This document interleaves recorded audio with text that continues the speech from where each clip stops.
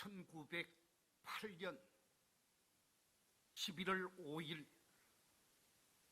고종삼 어르신의 가정 속에서 우리 밀양교회 첫 예배가 드려졌다고 합니다.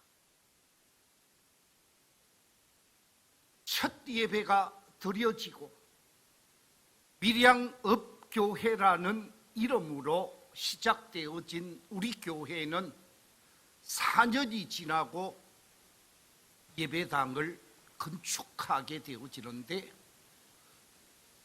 한옥 24칸짜리 교회를 건축하게 되어집니다.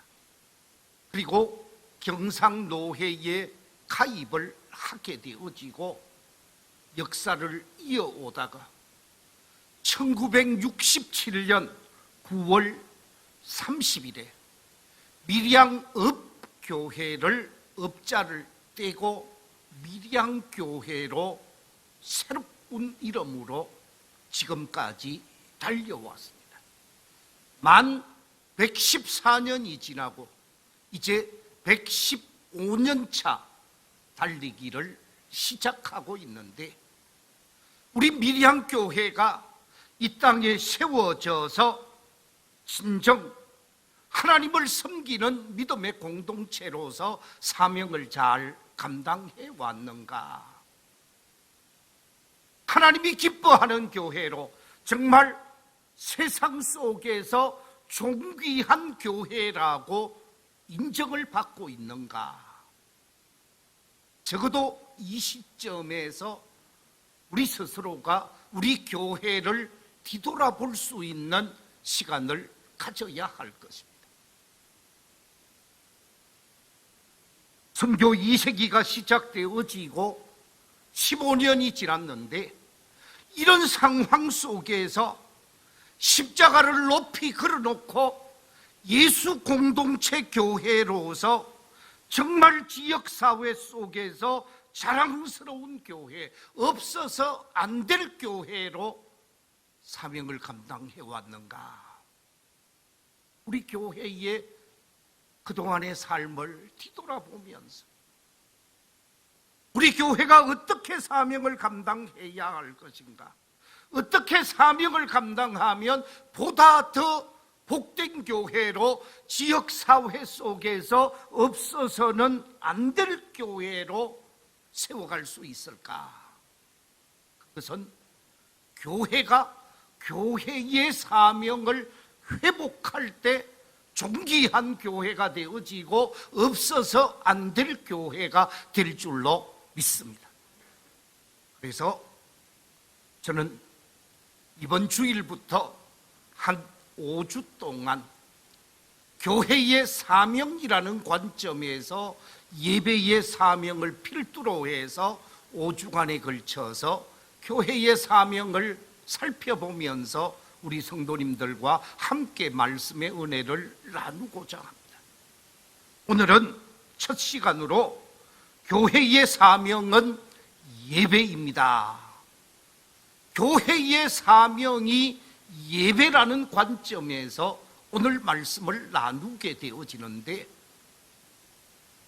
미국의 최고 지성인 가운데 한 사람, 하버드 대학에서 종교학을 가르쳤던 하비 콕스라고 하는 학자가 있습니다. 이 하비 콕스 박사는 흑인 인권 운동을 하면서 하버드 대학에서 종교의 중요성을 아주 강조한 학자이기도 합니다. 이분이 쓴 책에 보면 예수 하버드에 오다 하는 책도 있고요. 또 이분이 쓴 책 속에 종교의 미래라고 하는 책도 있는데 제가 오늘 이분의 책을 한 권 소개하고자 하는데 그 책은 다름이 아니라 세속도시라고 하는 책입니다. 이 책 속에서 세속 속에서 교회가 어떻게 사명을 감당해야 하는가? 이 세속 도시에서 교회가 감당해야 할 교회의 사명이 무엇인가? 본질적인 사명 세 가지를 소개하고 있습니다. 그 첫 번째 사명이 무엇인가? 그 첫 번째 사명을 캐리그마라 라고 표현하고 있는데, 바로 복음을 선포하는 사명이 교회에 있다. 교회가 존재하는 이유는 복음을 선포하고 그 복음에 의해서 변화된 새 사람을 만들어 가야 할 책임이 교회가 있기에 교회는 복음 선포의 사명을 감당해야 한다라고 말하고 있습니다. 두 번째 또 하나의 사명을 강조하고 있는데, 그 사명은 다름이 아니라 코이노니아라고 하는 사명, 교제의 사명이 있음을 말씀하고 있습니다. 성도의 교제, 세상과의 교제를 통해서 세상을 하나님이 기뻐하는 나라로 교회를 교회되게 하는 아름다운 교제가 교회 속에 있어야 한다라고 말씀하고 있습니다.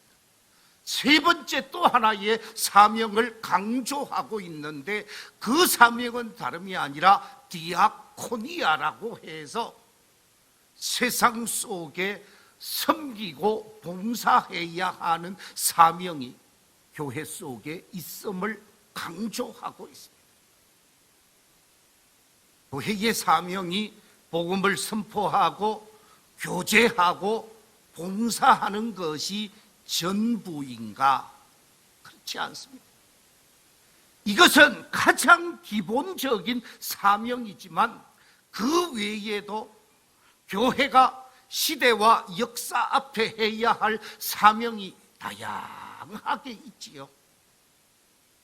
오늘 예배의 사명, 복음 선포에 관한 사명을 함께 생각하면서 말씀의 은혜를 나누고자 하는데, 교회의 사명을 생각하기 전에 먼저 이해하고 들어가야 하는 것이 있는데, 그게 무엇이냐?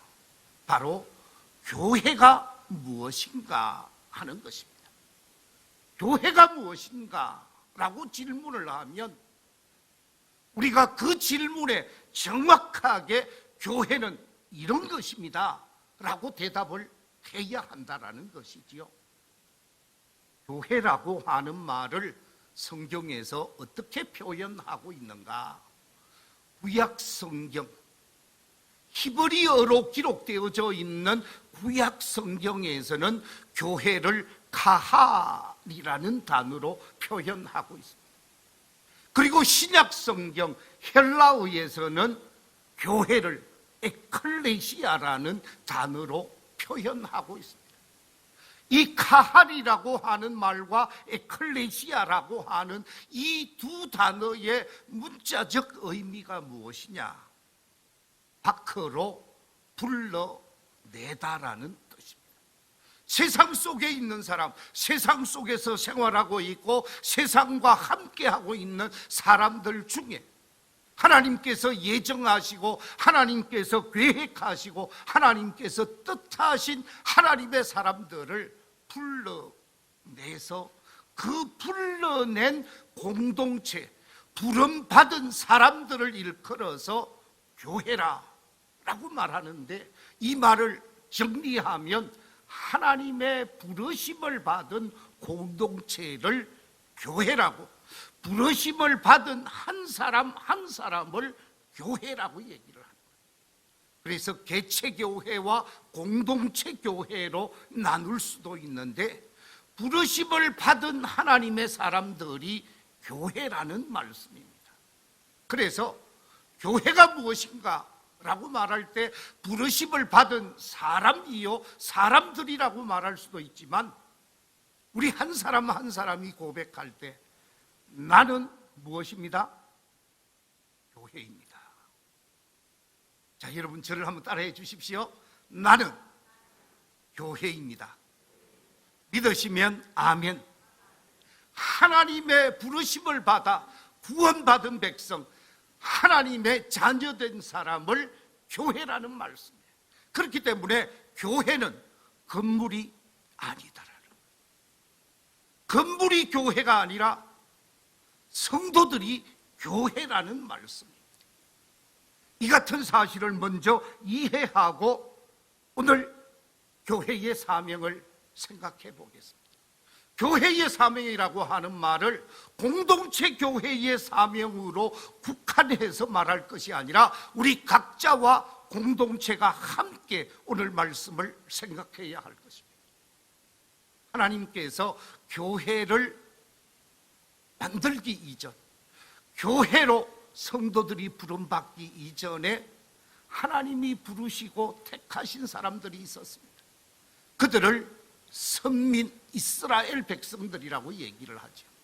하나님께서는 세상 속에서 선택하여 불러낸 아브라함과 그의 후손들이 있었습니다. 그런데 하나님께서 불러낸 사람들과 만날 수 있는 장소를 미리 말씀해 주셨죠. 제일 처음 하나님의 부르심을 받은 하나님의 자녀들과 하나님이 만날 수 있는 장소를 허락해 주셨는데, 야곱을 통하여 말씀해 주신 곳을 베델이라고 말을 합니다. 선민, 택함받은 하나님의 백성들이 하나님을 만나는 장소로 베델을 정해 주셨습니다.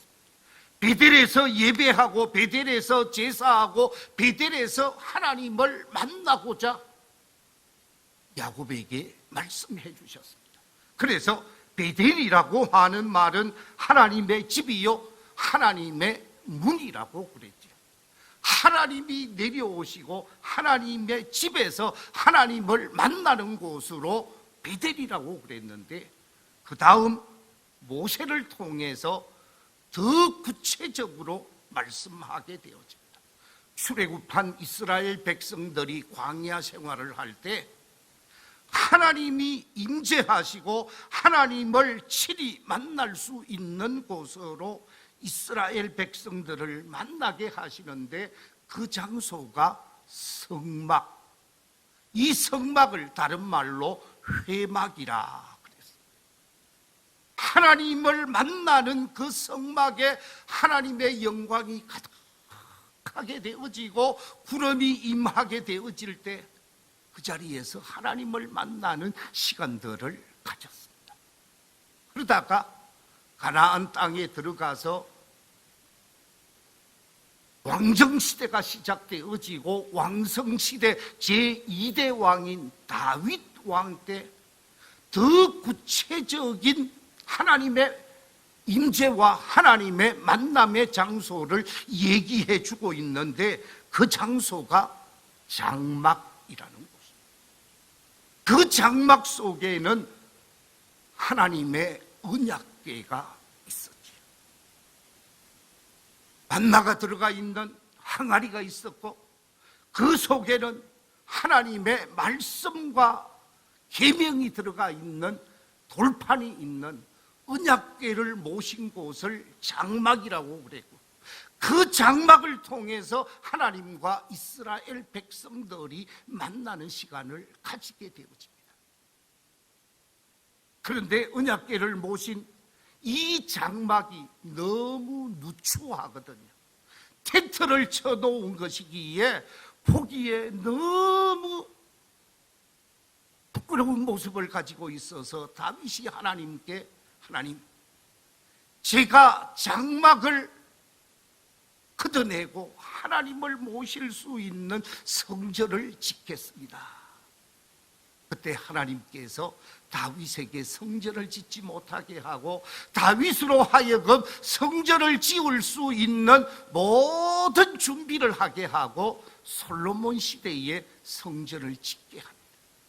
그래서 그 성전을 통해서 이스라엘 모든 백성들이 나와서 하나님을 만나고 하나님의 은혜를 체험하고 죄 용서함을 받게 되어지면서 하나님과의 만남의 장소로 성전이 솔로몬 시대에 이루어지게 되어집니다. 이처럼 하나님께서는 야곱을 통해서, 모세를 통해서, 또는 다윗을 통해서, 솔로몬을 통해서 만남의 장소, 인간의 궁극적인 문제를 해결할 수 있는 장소를 허락해 주신 바가 있습니다.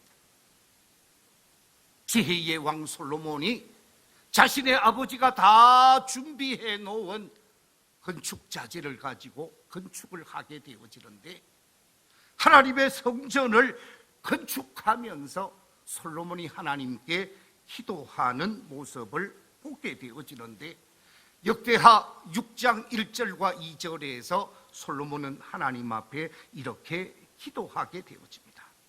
그때에 솔로몬이 이르되 여호와께서 캄캄한 데 계시겠다 말씀하셨사오나 내가 주를 위하여 거하실 성전을 건축하였사오니 주께서 영원히 계실 처소로 소이다. 그러면서 성전을 말하고 그 성전을 향하여 기도하고 제사 드리는 사람들을 위하여 먼저 솔로몬이 하나님 앞에 간구하는 내용이 역대하 6장 19절 이하 21절에 이렇게 기도하고 있습니다. 그러나 나의 하나님 여호와여, 주의 종의 기도와 간구를 돌아보시며 주의 종이 주 앞에서 부르짖는 것과 비는 기도를 들으시옵소서. 주께서 전에 말씀하시기를 내 이름을 거기에 두리라 하신 곳 이 성전을 향하여 주의 누리 주야로 보시오며 종이 이곳을 향하여 비는 기도를 들으시옵소서. 주의 종과 주의 백성 이스라엘이 이곳을 향하여 기도할 때에 주는 그 간구함을 들으시되 주께서 계신 곳 하늘에서 들으시고 들으시사 사하여 주옵소서. 하나님 앞에 제사 드리는 곳으로, 하나님 앞에 기도하는 곳으로, 하나님의 은혜를 사모하는 곳으로 성전을 건축하게 되어지고, 이 제단에 나와서 기도하고 간구하며 부르짖을 때에 하나님께서 보신다고 말씀하시고 하나님께서 들으실 것을 말씀하시면서 모든 죄와 허물의 문제를 사하시고 고치시겠다고 말씀하시는 것입니다.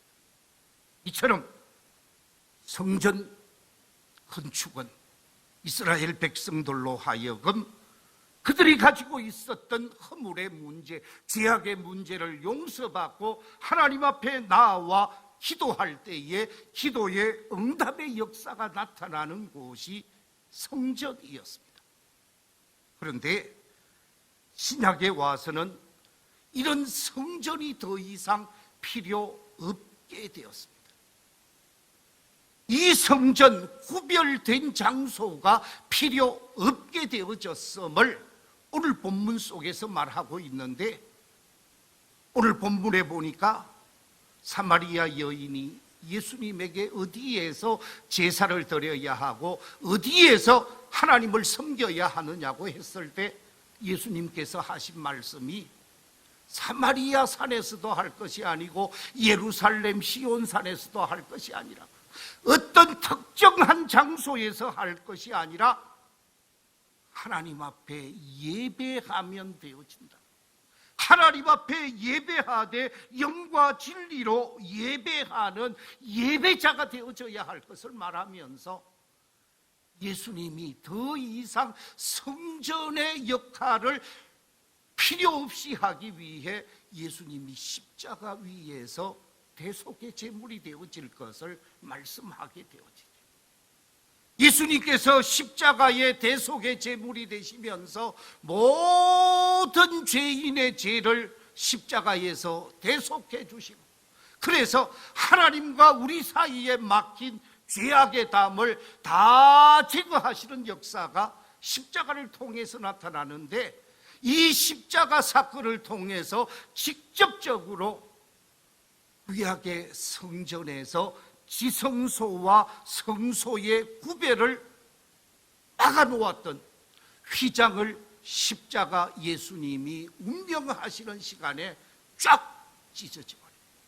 위로부터 아래까지 다 찢어져 버리면서 이제는 더 이상 지성소와 성소의 구별이 없고 하나님께 나아가는데 막힌 담이 제거되어졌음을 말씀하시면서 믿음의 주가 되시고 우리를 온전케 하시는 이인 예수 그리스도를 구원의 주로 모셔드려서 죄사함 받은 사람은 어디에서 예배를 드리든지 예배드리는 자가 되어지는 것이지 더 이상 피 흘려 제물을 바치고 짐승을 바쳐서 제사 드릴 필요가 없다라고 말하면서 예배자로 삶을 살 것을 말씀하고 있습니다.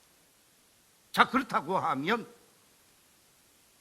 우리가 예배함에 있어서 하나님 앞에 어떻게 예배할 것인가?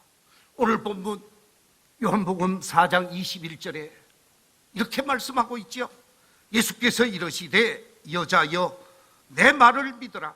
이 산에서도 말고 예루살렘에서도 말고 너희가 아버지께 예배할 때가 이르리라. 그러면서 예배하는 삶을 살아야 하는데 예배는 어떻게 드려야 하는가? 어떻게 예배해야 바른 예배의 모습이 되어지는가? 교회 속에서 우리가 예배드림에 있어서 먼저 가져야 할 자세가 있습니다. 거기에 2사람이 있든지 10사람이 있든지 100사람이 있든지 10,000명이 있든지 간에 예배하는 그 공동체 속에는 누가 계신다고요? 하나님이 계신다라는 거죠. 2-3사람이 모인 그곳에 누가 있겠다고요? 하나님께서 계시겠다. 주님께서 함께 하시겠다고 했습니다.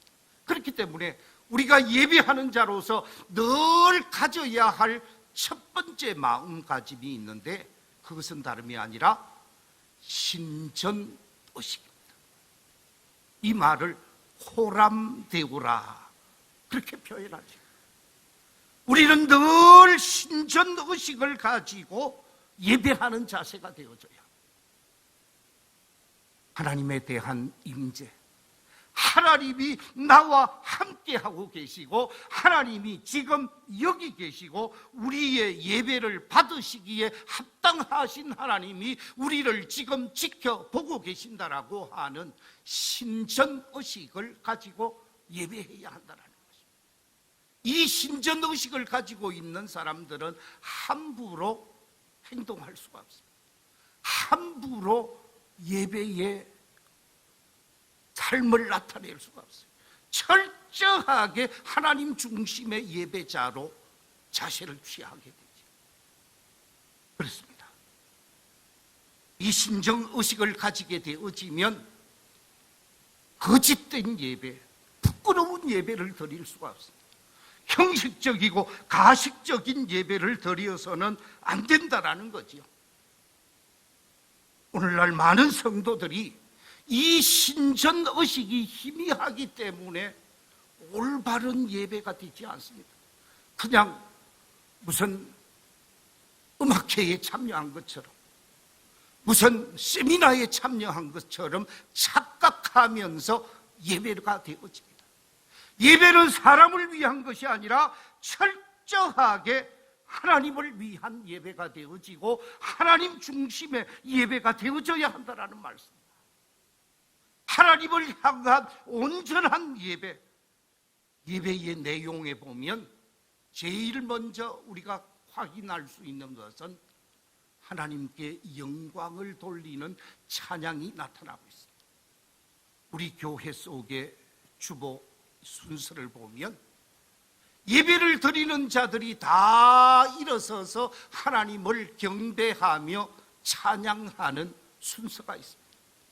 경배의 찬양이 제일 먼저 나타나고 있습니다. 두 번째 찬양이 나의 죄와 나의 허물과 나의 부족과 나의 부끄러움에 관한 모든 것을 내어놓는 고백의 찬양이 있습니다. 이 고백의 찬양을 드리고 말씀을 받게 되어지죠. 그뿐만 아니라 말씀을 받고 난 이후에는 믿음의 응답의 찬양이 나타나게 되어집니다. 이처럼 하나님 앞에 찬양을 드림에 있어서 우리 심령이 그냥 가사대로 형식적인 예배가 아니라 내 마음 중심에서, 내 영혼 중심에서 하나님 앞에 드려지는 찬양이 되어져야 합니다. 우리 찬양대원들이 하나님 앞에 찬양하는 것도 곡의 찬양 부호에 따라서 작곡자의 의도가 있지만 그 의도와 함께 내 신앙이 고백되어지고 내 믿음이 고백되어지면서 신앙적 인격이 연합을 이루면서 드려지는 찬양이 되어질 때 그 찬양이 생명력 있는 찬양이 되고 고백적 찬양이 되고 영적 찬양이 되어지면서 하나님께는 영광이 되고 모든 성도들에게 감동을 주는 찬양이 되어지는 것입니다. 그래서 그 가사 하나하나에 나의 믿음과 나의 인격이 담긴 찬양이 되도록 우리는 찬양하는 찬양자가 되어져서 하나님께 영광을 돌려야 합니다. 기도가 있습니다. 온 성도를 대표해서 기도하시는 우리 장로님이나 집사님들 기도하게 되어지는데 그 기도가 드려질 때 입에서 나오는 기도가 아니라 가슴에서 온 성도의 형편과 상황과 현실을 품고 기도하는 거예요. 세계를 품고 기도하고 나라를 품고 기도하고 지역을 품고 교회를 품고 우리 모두가 공감할 수 있는 기도로 하나님께 드려져야 되는데 그 이전에 우리 속에 죄와 허물이 사함받은 자세로 기도해야 하나님의 나라의 그 기도가 드려지게 되고 그 기도가 하나님이 받으시고 그 기도에 합당하게 죄의 담이 없기에 은혜가 임하고 능력이 임하고 말씀이 임하고 하나님의 권능이 임하면서 성도들의 심령을 만지고 성도들의 영혼을 깨어나게 하고 성도들을 거듭나게 하고 성도들의 은혜의 역사가 임하게 하는 것이죠. 말씀은 사람의 말로 받는 것이 아닙니다. 하나님의 말씀으로 오늘 내게 주시는 하나님의 말씀으로 마음의 문을 활짝 열고 그 말씀을 내게 주시는 말씀으로 하나님의 말씀을 받아서 하나님의 말씀으로 삶을 살아가는 삶의 결단을 찬양을 통해서 하고 그 찬양 속에서 믿음을 고백하게 되어지는 것이죠. 이처럼 우리는 하나님의 임재의식을 가지고 하나님 앞에 예배함에 있어서 철저하게 믿음 중심, 말씀 중심, 신앙 중심의 예배가 되어져야 하는 것입니다. 요한복음 4장 24절에서 이렇게 말씀하고 있습니다. 아버지께 참되게 예배하는 자들은 영과 진리로 예배할 때가 오나니 곧 이때라. 아버지께서는 자기에게 이렇게 예배하는 자들을 찾으시느니라. 그러면서 24절에서 뭐라고 덧붙입니까? 예배하는 자들은 어떻게 예배해야 되느냐? 하나님은 영이시니 예배하는 자가 무엇과 무엇으로? 영과 진리로 예배할지니라. 우리가 예배의 사명자들인데 예배의 사명을 통해서 영과 진리로 예배하라고 하는데 영이라고 하는 이 말은 헬라어에서 푸뉴마라는 단어를 쓰고 있습니다. 이 푸뉴마라고 하는 말은 육체와 정반대되어지는 영혼을 말하는 것입니다. 내 영혼이 하나님 앞에 예배되어져야 하고 내 심령이 하나님을 예배한다라고 하는 말은 거짓이 없는 참된 믿음의 예배, 진실한 예배, 성결한 심령, 깨끗한 심령으로 드려지는 예배를 나타내는 것입니다. 진리로 예배하라 그랬죠. 영과 진리로 예배하라 그랬는데 이 진리라고 하는 말은 헬라어 원어가 알레데이아라는 단어를 쓰는데 이 알레데이아라고 하는 단어는 무슨 뜻이냐 하면 거짓, 불의, 죄악과 정반대되는 말이에요. 거짓된 예배가 아니고 형식적인 예배가 아니고 불의한 예배가 아니고 제약된 예배가 아니라 성결한 심령, 깨끗한 심령, 온전한 마음, 정성과 준비된 자세로 예배할 것을 말씀하고 있습니다. 이처럼 영과 진리로 예배할 때 그 예배가 받아들여지고 그 예배를 통해서 은혜를 받고 능력을 받고 축복을 받는 거예요. 아마 여러분들이 잘 아시는 예배의 성공자와 실패자를 우리가 창세기에서 보면 가인과 아벨을 볼 수가 있습니다. 가인의 제사, 농산물을 하나님께 드렸다고 그랬죠. 아벨의 제사, 양의 새끼와 기름을 하나님께 드렸다고 그랬습니다. 그런데 가인의 제사는 외면당하고 아벨의 제사가 수용되어지고 받아들이게 되어집니다. 창세기에 보면 창세기 4장 4절과 5절에 예배를 드린 이들에게 나타난 결과를 이렇게 말하고 있습니다. 아벨은 자기의 양의 첫 새끼와 그 기름을 드렸더니 여호와께서 아벨과 그의 제물은 받으셨으나 가인과 그의 제물은 받지 아니하신지라. 가인이 몹시 분하여 안색이 변했다 그랬는데, 어떤 사람의 예배는 받아들일 수 있고 어떤 사람의 예배는 거부될 수가 있다라는 거예요. 영과 진리로 예배 드리지 아니하고 형식과 외형적 예배가 하나님이 받아들이지 아니함을 말씀하고 있습니다. 그렇습니다. 예배는 철저하게 하나님께 중심이 되어지는 예배여야 합니다. 우리의 마음의 중심을 보시는 여호와 앞에서 진실한 예배, 정직한 예배, 거짓이 없는 예배, 성결한 예배를 드려야 한다는 말씀입니다. 우리 모두가 예배의 성공자가 되셔서 하나님께 영광을 돌리고 하나님의 은혜와 축복을 받는 축복의 주인공들이 되시기를 주의 이름으로 축원합니다.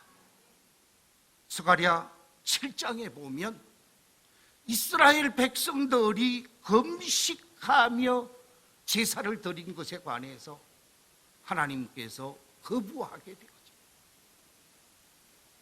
5월에 금식 제사를 드리고 7월에 하나님 앞에 금식하면서 속죄 제사를 드렸는데 하나님께서 그 제사를 거부해 버렸어요.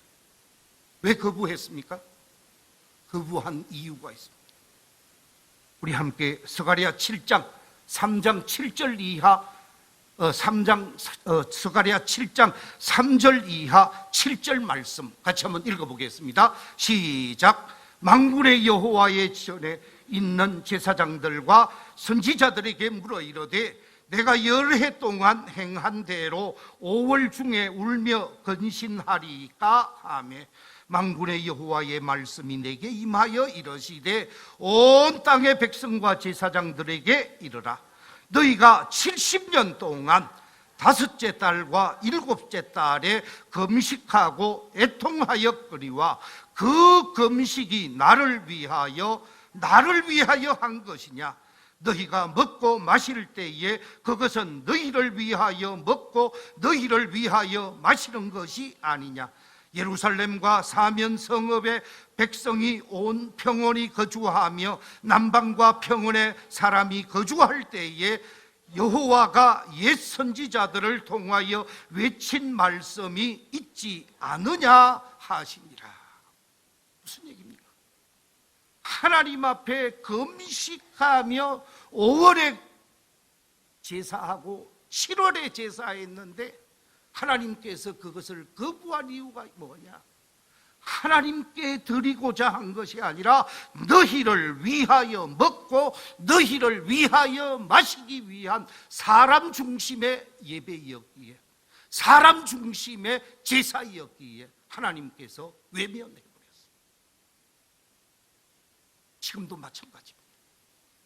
우리가 하나님 앞에 예배할 때 사람 중심의 예배가 되어지지 아니하고 지금 내 앞에 하나님이 계시는 신전의식을 가지고 하나님께 영과 진리로 예배하며 영광을 돌리는 시간이 되어지고, 말씀이 주어질 때 내게 주시는 하나님의 말씀으로 받는 하나님과의 예배가 되어지는 것이 산 예배가 되시고 생명력 있는 예배가 되어진다라는 말씀.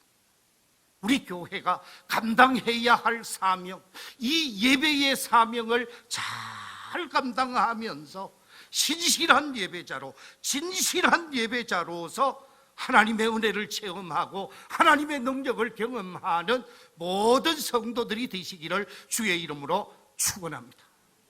성군 다윗이 여호와 하나님을 찬양하되 온전한 마음으로 찬양한 것처럼 우리 모든 성도들이 찬양할 때 하나님을 영어로 믿음으로 찬양하게 되어지고, 기도할 때 다니엘이 기도하면서 암담한 현실을 바라보고 기도하는 것이 아니라 살아계신 하나님을 바라보고 그 하나님 앞에 진실하게 기도하는 그 참된 기도가 우리 교회 속에 일어나게 되어지고, 목사는 하나님의 말씀을 시대와 상황에 합당하게 하나님의 뜻으로 전하면서 예배의 성공자가 되게 하셔서 모든 성도들이 은혜받고 능력받고 변화되고 새로워져서 예배의 성공자가 되어지면서 삶의 성공자가 되어지고 생활 속에 활력이 넘치는 믿음의 성공자들이 되어져서 세상 속에서